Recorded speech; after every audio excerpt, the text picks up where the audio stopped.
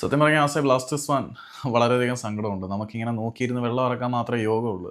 അഭിഷേകിനെ Kerala Blasters സ്വന്തമാക്കും എന്ന തരത്തിലൊക്കെ അടിസ്ഥാനമില്ലാതെ നമ്മൾ പ്രതീക്ഷിച്ചിരുന്നു എന്നുള്ളതാണ് സത്യം. പക്ഷേ ഇപ്പോൾ പ്രചരിക്കുന്ന റിപ്പോർട്ടുകൾ അനുസരിച്ച് ഓൾമോസ്റ്റ് റേ സ്പോർട്സ് ഉൾപ്പെടെയുള്ള എല്ലാ ആ ഒരു പടിഞ്ഞാറൻ മാധ്യമങ്ങളുടെയും റിപ്പോർട്ടുകൾ അനുസരിച്ച്, പടിഞ്ഞാറൻ അല്ലല്ലോ, കിഴക്കൻ, അതായത് വടക്ക് കിഴക്കൻ മാധ്യമങ്ങളുടെ എല്ലാം റിപ്പോർട്ടുകൾ അനുസരിച്ച് മോഹൻ ബഗാൻ സൂപ്പർ ജയൻസ് തന്നെ അഭിഷേകിനെ പഞ്ചാബ് സിയിൽ നിന്നും സ്വന്തമാക്കാമെന്നാണ് അറിയാൻ കഴിയുന്നത്. അഭിഷേകിന് വേണ്ടിയിട്ടുള്ള റേസിൽ കുറേ അധികം ക്ലബ്ബുകൾ ഉണ്ടായിരുന്നു എന്നുള്ളത് നമുക്ക് എല്ലാവർക്കും അറിയുന്ന കാര്യമാണ്.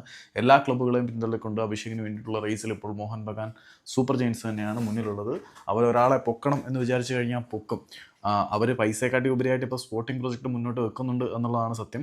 പക്ഷേ മോഹൻ ബഗാനിൽ താരത്തിന് പ്ലേയിങ് ടൈം ഉറപ്പ് നൽകാതെ അഭിഷേക് സിംഗ് അങ്ങോട്ട് ചേക്കേറുമോ എന്നുള്ള ഒരു ചോദ്യചിഹ്നം തന്നെയാണ്. എന്നിരുന്നാൽ പോലും റൈ സ്പോർട്സ് ബംഗ്ലയുടെ റിപ്പോർട്ട് അനുസരിച്ച് മോഹൻ ബഗാൻ സൂപ്പർ ജയൻസ് തന്നെയാണ് അഭിഷേകിനെ തൂക്കാനുള്ള റേസിൽ മുന്നിൽ നിൽക്കുന്നത്.